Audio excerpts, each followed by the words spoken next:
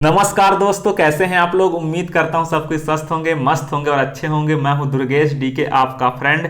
अगर आप हमारे चैनल पर नए हैं तो चैनल को सब्सक्राइब कर लीजिए। दोस्तों, आज हम बात करेंगे 1857 की क्रांति का महत्वपूर्ण तथ्य, जो कि एनसीईआरटी बेस पर है और हमने इसे पप्पू सिंह प्रजापत सर के बुक से लिया गया है।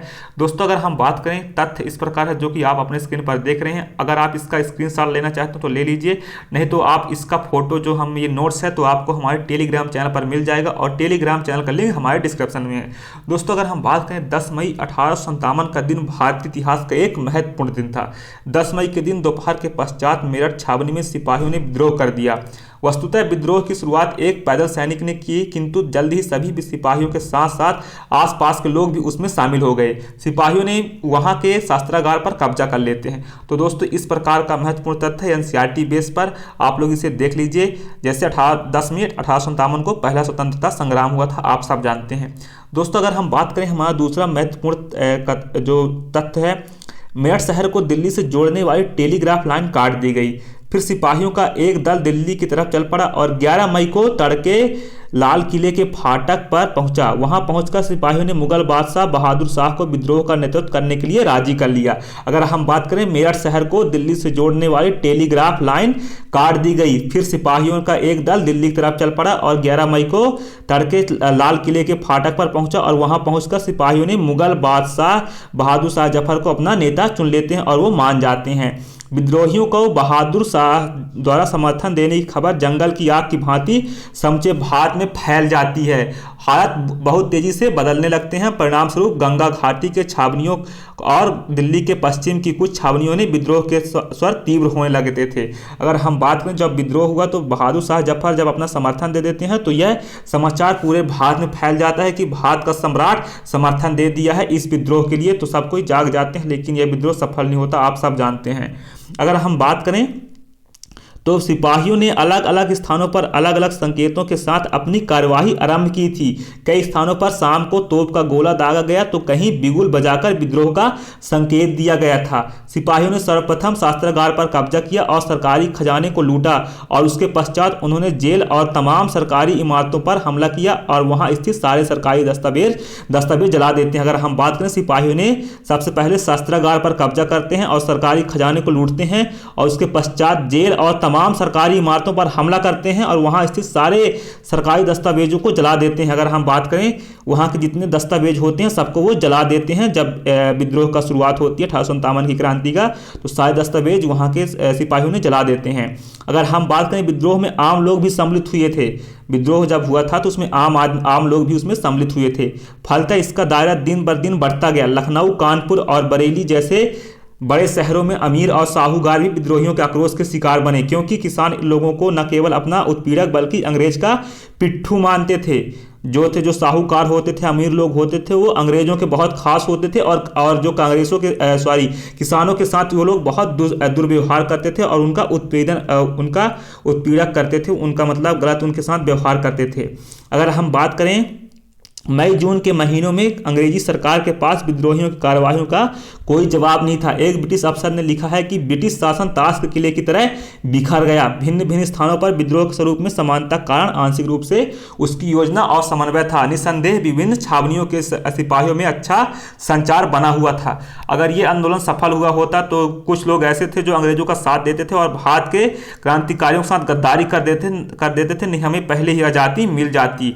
लेकिन यह आंदोलन पूरे राष्ट्र में नहीं फैल सका, आप सब जानते हैं। तो भिन्न भिन्न स्थानों पर विद्रोह के स्वरूप में समानता कारण आंशिक रूप से उसकी योजना और समन्वय था। निसंदेह छावनियों के सिपाहियों में अच्छा संचार बना हुआ था। आप सब जानते हैं विद्रोह असफल क्यों हुआ था। बहुत सारे गद्दार लोग थे जो अंग्रेजों को पूरा सूचना दे देते थे। अगर हम बात करें, विद्रोह के स्वरूप से यह सिद्ध होता है कि यह योजना बनाकर किया गया विद्रोह था। इस तथ्य की पुष्टि करते हुए इतिहासकार चार्ल्स बॉल ने लिखा है, रेजिमेंट के देसी अफसरों की पंचायतें रात को कानपुर सिपाही लाइनों पर जुड़ती थी। अतः कहा जा सकता है सिपाही अपने विद्रोह के कर्ता धर्ता स्वयं ही थे। अगर हम बात करें विद्रोह के में, यह सिद्ध होता है कि यह योजना बनाकर किया गया विद्रोह था। पहले योजना बनाया गया, फिर उसको सफल बनाया जा रहा था। इस तथ्य की पुष्टि करते हुए इतिहासकार चार्ल्स बाल ने लिखा है कि रेजिमेंट के देसी अफसरों की पंचायतें रात को कानपुर सिपाही लाइनों पर जुटती थी और अपना पूरा प्लान तैयार करते थे ये लोग। अगर हम बात करें, सिपाही इस बात को भली प्रकार समझते थे कि अंग्रेजों से मुकाबला करने के लिए नेतृत्व और संगठन की आवश्यक है। इसी उद्देश्य से सिपाहियों ने बार बार ऐसे लोगों के शरण में गए जो अंग्रेजों से पूर्व नेताओं की भूमिका निभाते थे। उदाहरण स्वरूप बहादुर शाह जफर, नाना साहेब, झांसी की रानी, जमींदार कुंवर सिंह आदि का नाम लिया जा सकता। अगर हम बात करें, जब सिपाहियों ने बार बार ऐसे लोगों के पास गए जो इससे पहले नेताओं की भूमिका निभाते थे। अगर हम बात करें बहादुर शाह जफर, नाना साहेब, झांसी की रानी लक्ष्मीबाई, जमींदार कुंवर सिंह आदि का नाम लिया जा सकता है। अगर हम बात करें, सिपाही इस बात को भली बात समझते थे कि अंग्रेजों से मुकाबला करने के लिए नेतृत्व और संगठन की आवश्यकता है। तो जितने विद्रोही थे यानी अंग्रेज सरकार के खिलाफ जो थे वो सब बड़े बड़े नेताओं से मिलने गए, जो झांसी की रानी हो गए, नाना साहिब हो गए, जमींदार कुंवर सिंह हो गए, आपके बहादुर शाह जफर, ये सारे लोग थे। कानपुर के सिपाहियों और आम लोगों ने मिलकर पेशवा बाजीराव द्वितीय के उत्तराधिकारी नाना साहेब को विद्रोह का नेतृत्व संभालने के लिए मजबूर कर दिया।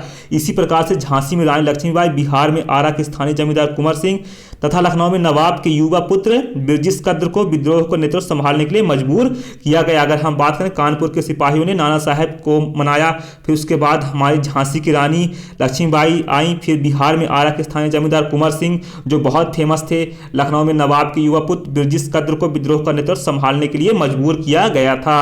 आप लोग इसे देख पाएंगे और आप इसका स्क्रीनशॉट लेना चाहते तो ले लीजिए, नहीं तो उसको हमारे टेलीग्राम चैनल पर मिल जाएगा। ये कई स्थानों पर किसानों, जमींदारों तथा आदिवासियों को विद्रोह के लिए स्थानीय नेता प्रेरित कर रहे थे। शाहमल ने बड़ौद परगना के अंतर्गत आने वाले गांवों को संगठित किया और छोटा नागपुर स्थित सिंहभूम के कोल आदिवासियों का नेतृत्व आदिवासी काश्तकार गोनू ने संभाला था। अगर हम बात करें, छोटा नागपुर स्थित सिंहभूम के कोल आदिवासियों का नेतृत्व आदिवासी काश्तकार गोनू ने संभाला था। अगर हम बात करें, विभिन्न प्रकार के अफवाहों और भविष्यवाणियों द्वारा भी लोगों का विद्रोह करने के लिए उकसाया जा रहा था। मेरठ से दिल्ली आने वाले सिपाहियों ने बहादुर शाह को गाय और सुअर की चर्बी वाले करतूसों के बारे में बताया। उनका कहना था यदि वे इन करतूसों के मुंह से लगाएंगे या स्पर्श करेंगे तो उनके धर्म भ्रष्ट हो जाएगा। और ये सही बात थी। जो अंग्रेज थे बंदूकों पर सुअर की चर्बी का और गायों करतूस लगाया करते थे, आप सब जानते हैं दोस्तों। तो आप लोग इसे देख लीजिए। इस प्रकार का हमारा जो एनसीईआरटी का तथ्य है इसी प्रकार का है। विभिन्न प्रकार के अफवाहों और भविष्यवाणियों द्वारा लोगों का विद्रोह करने के लिए उकसाया जा रहा था। मेरठ से दिल्ली आने वाली सिपाहियों ने बहादुर शाह को गाय और सुअर की चर्बी वाले करतूसों के बारे में बताया। उनका कहना था यदि वे इन करतूसों को मुंह से लगाएंगे तो उनका धर्म नष्ट हो जाएगा। आप सब जानते हैं गायों की इज्जत हिंदू करते थे और मुसलमान सुअर की चर्बी का बहुत वो किया करते थे।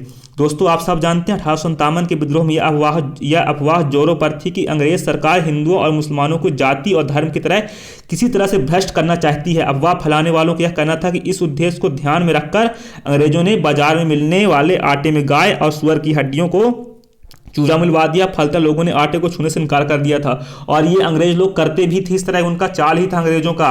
ये लोग भारत में आपस में लोगों को लड़वाया करते थे। कौन लड़वाया करते थे? अंग्रेज आपस में लड़ाया करते थे कि हम इन्हों मिलकर हम इन पर राज करेंगे और यहाँ शासन करेंगे। अंग्रेजों का यह नीति ही थी। अगर हम बात करें 1857 विद्रोह की इस भविष्यवाणी से और बल मिला कि प्लासी की लड़ाई के 100 साल पूरे होते ही 23 जून 1857 को ब्रिटिश राज का अंत हो जाएगा, लेकिन नहीं हो पाता है। आप सब जानते हैं गद्दार लोग गद्दारी कर देते हैं इस विद्रोह। दोस्तों यह इसका पार्ट 1 है। पार्ट 2 हम बहुत जल्द लाएंगे, वह आपको कल देखने को मिल जाएगा पार्ट 2।